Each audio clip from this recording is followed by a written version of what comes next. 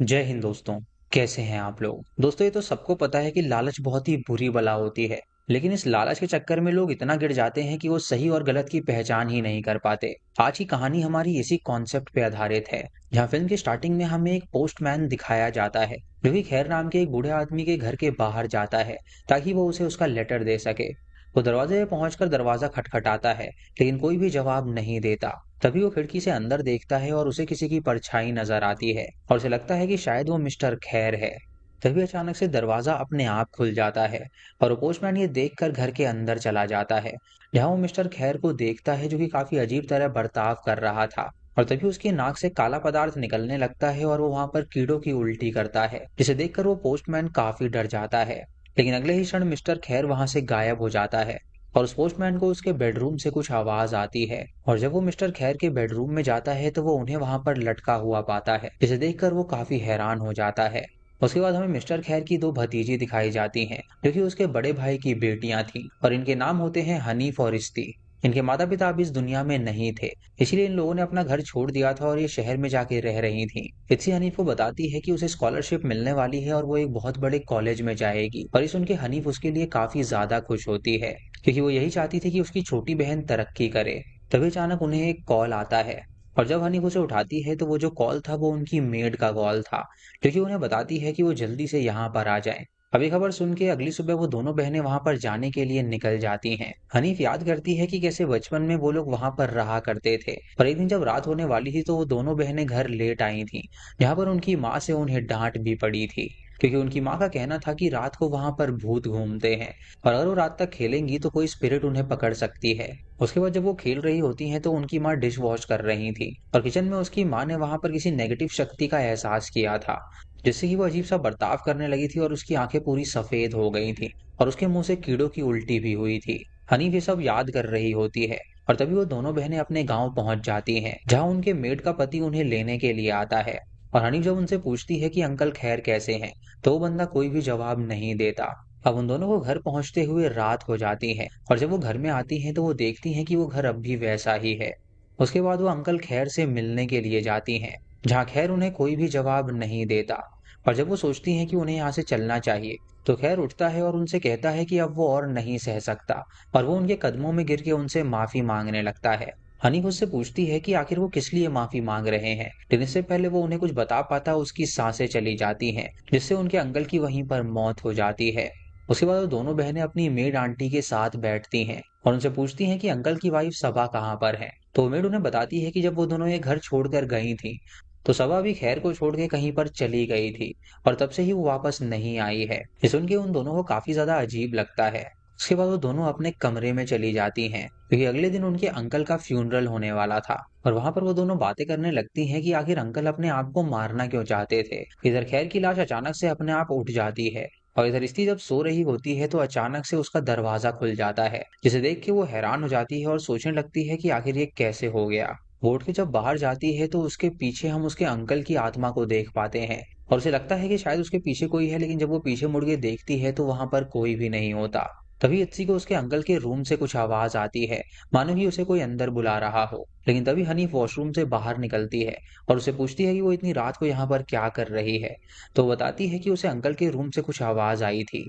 हनीफ उससे कहती है कि शायद ये उसका वहम होगा क्योंकि अंकल तो मर चुके हैं और अंदर से आवाज आ ही नहीं सकती। लेकिन इस्ती जानती थी कि वो सच कह रही है और उसे कोई ना कोई गड़बड़ लगने लगती है। अब अगली सुबह होते ही उसके अंकल का फ्यूनरल करा जाता है और हनीफ और इत्सी जब वहां से जा रही होती हैं तो अचानक से इत्सी के सर में दर्द होने लगता है और उसकी नाक से खून भी आ रहा था। ये देखकर वो सभी काफी ज्यादा हैरान हो जाते हैं और मेड आंटी कहती है कि उन्हें वापस अंदर चलना चाहिए और आराम करना चाहिए।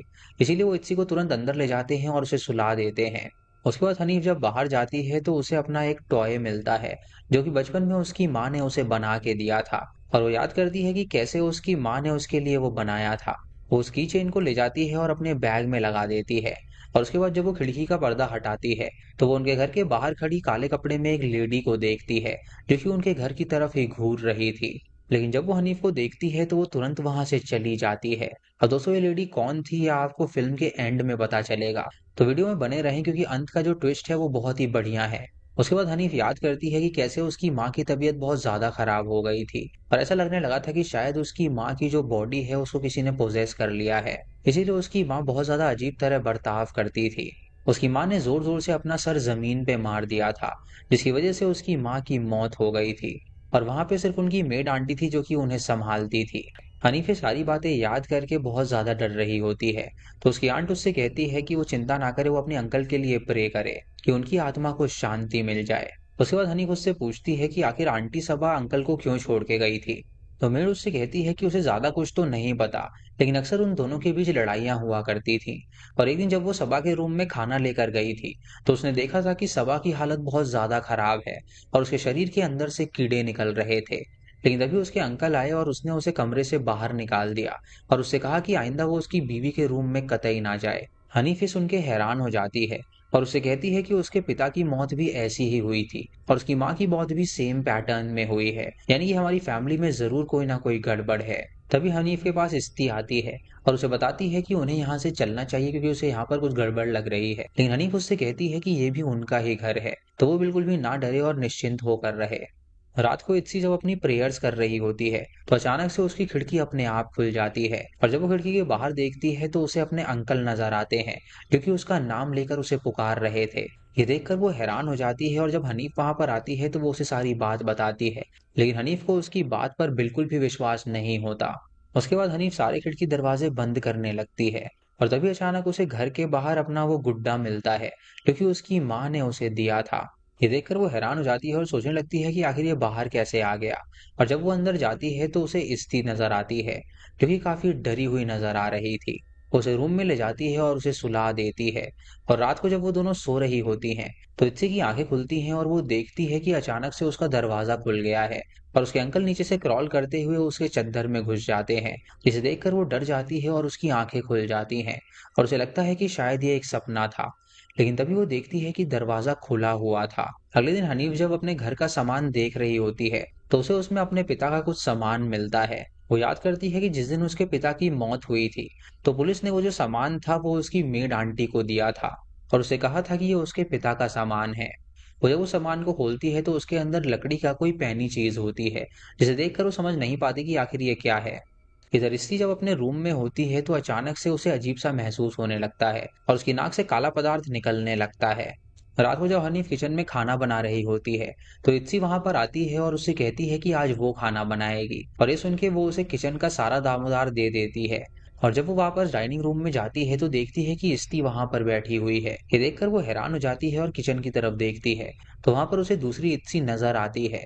वो तुरंत दूसरी वाली इस्ती के पास जाती है, जो कि उसे स्माइल करके देखती है और अगले ही क्षण वो वहां से गायब हो जाती है। हनीफ ये देखकर बहुत डर जाती है और बाथरूम में जाके अपना मुंह धोती है और तभी बाथटब के अंदर से उसे कुछ आवाज आती है और वो देखती है कि उसके अंकल की आत्मा वहां से निकल के उसे घूर रही है। ये देखकर वो डर जाती है और तुरंत बाहर आ जाती है और बाहर उसे अपने अंकल के रूम से कुछ आवाज आती है। और जब वो उनके दरवाजे के की होल से देखती है, तो उसे वहां पर इस्ती नजर आती है, जो कि अपने अंकल के साथ बैठी हुई थी।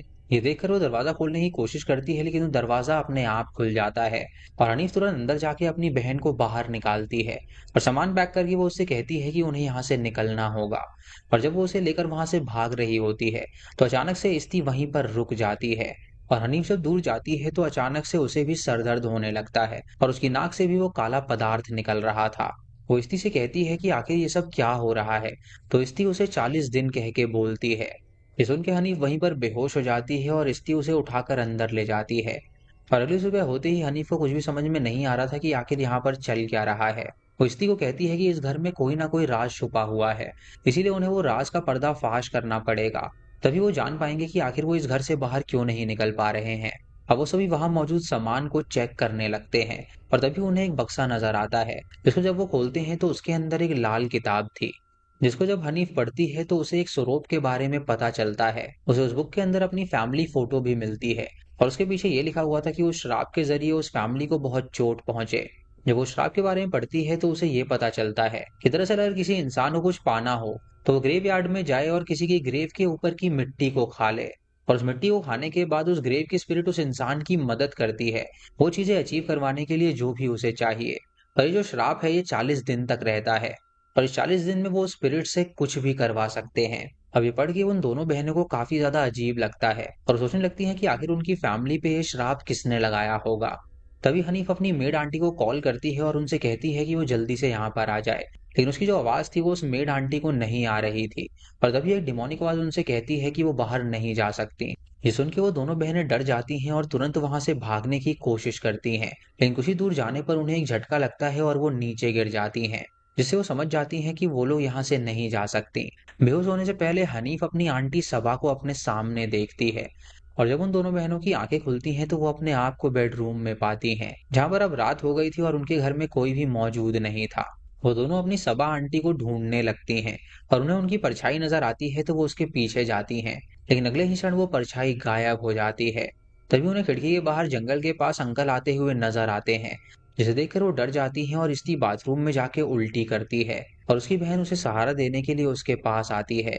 अब रात को जब वो दोनों सो रही होती हैं तो अचानक से हनीफ उठती है और खिड़की के बाहर देखती है जहां पर उसके अंकल की आत्मा उसे घूर रही थी।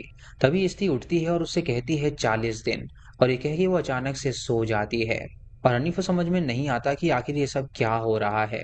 अगली सुबह होते ही वो घर के बाहर जाती हैं और मदद के लिए चिल्लाने लगती हैं, लेकिन वहां पर कोई भी नहीं होता जो कि उनकी आवाज सुन पाए। इधर उनकी मेड आंटी उनके लिए काफी परेशान हो रही थी और वो जब उन्हें कॉल मिलाती है तो उनके घर का नंबर भी नहीं लग रहा था। इसीलिए वो डिसाइड करती है कि वो खुद ही वहां पर जाएगी और देखेगी कि वो बच्चियां सही सलामत हैं या नहीं। इधर हनीफ और इश्ती सोचने लगती हैं कि आखिर उनकी फैमिली ने ऐसी क्या गड़बड़ करी थी कि उनके इतने दुश्मन बन गए थे, और ऐसा कौन था जिसने उनकी फैमिली पे ये श्राप डाला है। वो याद करती हैं कि उनके डैड और उसकी माँ ये प्रॉपर्टी बेचना चाहते थे, लेकिन उसके अंकल खैर और उसकी बीवी साबा हमेशा से इसके खिलाफ थे। तो हो सकता है कि शायद अंकल ने ही वो ग्रेव वाला श्राप किया हो ताकि उनकी फैमिली नष्ट हो जाए और ये प्रॉपर्टी ना बिक सके। हनीफ ये सब सोचकर बहुत ही ज्यादा गुस्सा करती है और वो चिल्लाकर अंकल की आत्मा से कहती है कि अगर वो चाहे तो वो उसे ले जा सकते हैं, लेकिन वो उसकी बहन को छोड़ दें। लेकिन वो आत्मा कोई भी रिस्पॉन्ड नहीं कर रही थी, जैसे कि वो दोनों बहनें वहीं पर रोने लगती हैं। तभी अचानक से अंकल के बेड के नीचे उन्हें कुछ नजर आता है और जब वो उस बेड को हटाती हैं तो उन्हें वहां पर कच्ची मिट्टी नजर आती है, जिसे देखकर वो दोनों काफी ज्यादा हैरान हो गई थी। तभी हनीफ एक खुरपी लेकर आती है और उसे खोदने लगती है और उसके अंदर उन्हें एक नेकलेस और एक लाश मिलती है, जिसे देखकर वो हैरान हो जाती हैं। और जब वो नेकलेस को ध्यान से देखती हैं तो उन्हें पता चलता है कि वो आंटी सबा की नेकलेस थी, यानी कि उस ग्रेव में जो लाश है वो आंटी सबा की है। ये देखकर वो हैरान हो जाती हैं और तभी उन्हें किचन से आवाज आती है और जब वो किचन में पहुंचती हैं तो वहां पर उनकी मेड आंटी आ गई थी, जो कि उनके लिए सब्जियां काट रही थी। हनीफ उसे सारी बात बताती है और उसे उस रेड बुक के बारे में कहती है, तो आंटी उससे कहती है कि वो यहाँ से नहीं जा सकती। तभी वो पीछे मुड़ती है और उसकी आंखें सफेद हो गई थी और सब्जियों के साथ साथ अपनी उंगलियां भी काट लेती है, जिसे देखकर वो दोनों बहनें डर जाती हैं और वहां से बाहर आती हैं। और तभी उनके सामने असली वाली आंटी आ जाती हैं, क्योंकि उनसे कहती हैं कि उन्हें उसकी चिंता हो रही थी इसीलिए वो यहाँ पर आ गई। पर ये सुन के वो दोनों बहनें उनके गले लग जाती हैं। अब हनीफ और इत्सी उन्हें सारी बात बताती हैं और हनीफ उसे अपने पिता का वो सामान भी दिखाती है जो कि मरने से पहले पुलिस वाले ने उसे दिया था। आंटी उस सामान को जब देखती है तो उसके पीछे उसे एक लेटर मिलता है, जिसे देखकर वो समझ जाती है कि ये किसी तरह का मंत्र है और उस मंत्र में ये लिखा था कि डार्कनेस ही डार्कनेस को काटती है। और ये देखकर वो उनसे कहती है कि उसके पिता जरूर किसी शमन के पास गए होंगे जिन्होंने उसे ये दिया होगा किसी बुरी शक्ति को खत्म करने के लिए। हनीफ उनसे कहती है कि यहाँ पर उनके अंकल की आत्मा है जिसने वो ग्रेव की मिट्टी खाई है और यहाँ पर वो उन्हें परेशान कर रही है। लेकिन मेड आंटी उनसे कहती है कि उसके अंकल बहुत अच्छे इंसान थे, तो उन्होंने ही उन दोनों को अपने से दूर भेजा था। यानी कि जो श्राप है वो उसके अंकल ने नहीं करवाया है बल्कि किसी और ने ही करवाया है। अब उसके बाद हनीफ किचन में जाती है और कुछ खाना बनाने लगती है और उसकी आंटी इस्ती के साथ बेडरूम में होती है, जहाँ इस्ती बहुत ही अजीब तरह बर्ताव करने लगती है और आंटी पे अटैक कर देती है। और हनी जब वहां पर पहुंचती है तो आंटी को बेहोश पाती है और उसके बाद वो इस्ती को ढूंढने लगती है, जहां पर उसे अपने अंकल की आत्मा नजर आती है जो कि उससे कहते हैं कि वो यहाँ से चली जाए। तभी अचानक उसे अपनी आंटी सबा की आत्मा नजर आती है जो कि उससे कहती है कि उसने ही वो श्राप किया था, क्योंकि वो नहीं चाहती थी कि उसके माता पिता ये प्रॉपर्टी बेचें और जब वो इतने सालों बाद यहाँ पर आए हैं तो वो उनको भी खत्म कर देगी। उसकी आत्मा उसे परेशान करने लगती है और उसे बहुत डराती है और जब वो एक रूम में जाती है तो वो अपनी बहन को हवा में लेविटेट करता हुआ पाती है। तभी हनीफ के सामने सबा की आत्मा आती है और जोर से चिल्लाती है, जिससे कि हनीफ नीचे गिर जाती है और बेहोश हो जाती है। उसके बाद सबा की आत्मा हनीफ को विजन दिखाती है, जहां उसे बताती है कि उसके पिता ने ग्रेव की मिट्टी खाते हुए उसे देख लिया था और इसीलिए वो समन के पास गए थे और वहां पर एक औजार तैयार करवाया था, लेकिन इससे पहले वो उसे मारने के लिए घर पहुंचते, उसने रास्ते में ही उन्हें पोजेस कर लिया और उन्हें जान से मार डाला। जब हनीफ की आंखें खुलती हैं तो ये विजन देखकर वो हैरान हो जाती है और उसकी आंट वहां पर आती है और उसको सारी बात बताती है और उसे कहती है कि इस लकड़ी से उसे अपनी आंट की आत्मा को मारना होगा। तभी उसकी आत्मा आंटी को घसीटती है और वो बेहोश हो जाती है और सबा की जो आत्मा होती है वो दीवार पे चलने लगती है। लेकिन जब वो हनीफ पे अटैक करने वाली होती है तो हनीफ उस लकड़ी को उसके पेट में घुसा देती है, जिससे उसकी आत्मा जल जाती है और भस्म हो जाती है, जिससे कि हनीफ, इत्सी और उस मेड आंटी की जान बच जाती है।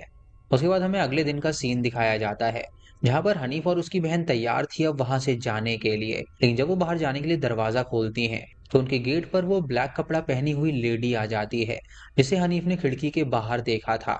वो लेडी उससे कहती है कि वो यहाँ पर अपनी लाल किताब वापस लेने के लिए आई है और वो उनसे ये भी कहती है कि वो 40 दिन से पहले यहाँ से नहीं जा सकती। और ये कहते ही वो अचानक से वहां से गायब हो जाती है और दोनों बहनें ये देखकर डर जाती हैं। और तभी उन्हें सबा के रूम से उसकी आवाज आती है जो कि उनका नाम लेकर उन्हें पुकार रही थी। जब वो दोनों वहां से भागने की कोशिश करती हैं तो अचानक से दरवाजा बंद हो जाता है और हम देखते हैं कि घर के बाहर मेड आंटी और उसके पति की लाश पड़ी हुई है, यानी कि उस औरत ने उन दोनों को मार डाला था। इसी के साथ ये मूवी यहीं पर खत्म हो जाती है। तो दोस्तों ये थी इस फिल्म की कहानी, जहाँ पर ये दिखाया गया है कि लालच कितनी बुरी बला है और लालच के चक्कर में इंसान न जाने क्या क्या कदम उठाता है। जैसे कि सबा ने प्रॉपर्टी के चक्कर में अपनी जान तो गंवाई ही, साथ में पूरी फैमिली ही खत्म कर दी। दोस्तों दरअसल जो उनकी आंटी सबा थी, उसकी मौत उसके अंकल ने ही करी थी और उसके बाद उसकी ग्रेव को उसने बेड के नीचे ही गाड़ दिया था, क्योंकि उनके अंकल भली भांति ये बात जानते थे कि उसकी बीवी ने ही वो श्राप उस फैमिली पे चढ़ाया है। इसीलिए वो नहीं चाहते थे कि वो श्राप आगे बढ़े और उन लड़कियों को परेशान करे। इसलिए उन दोनों लड़कियों को उन्होंने अपने से दूर भेज दिया था ताकि सबा उन्हें परेशान ना कर पाए। और इन लड़कियों को उनके अंकल की आत्मा इसीलिए नजर आ रही थी क्योंकि उसकी आत्मा उन्हें बार बार आगाह करने की कोशिश कर रही थी ताकि वो इस घर से चली जाएं। तो दोस्तों ये थी आज की वीडियो। आपको ये वीडियो कैसी लगी हमें कमेंट सेक्शन में जरूर बताइएगा। चैनल पे नए हैं तो इसे सब्सक्राइब करें और बेल आइकन दबाएं नोटिफिकेशंस के लिए। और दोस्तों वीडियो को लाइक और शेयर करना बिल्कुल मत भूलिएगा। तो मैं मिलता हूँ आपको अगली वीडियो में। तब तक के लिए जय हिंद।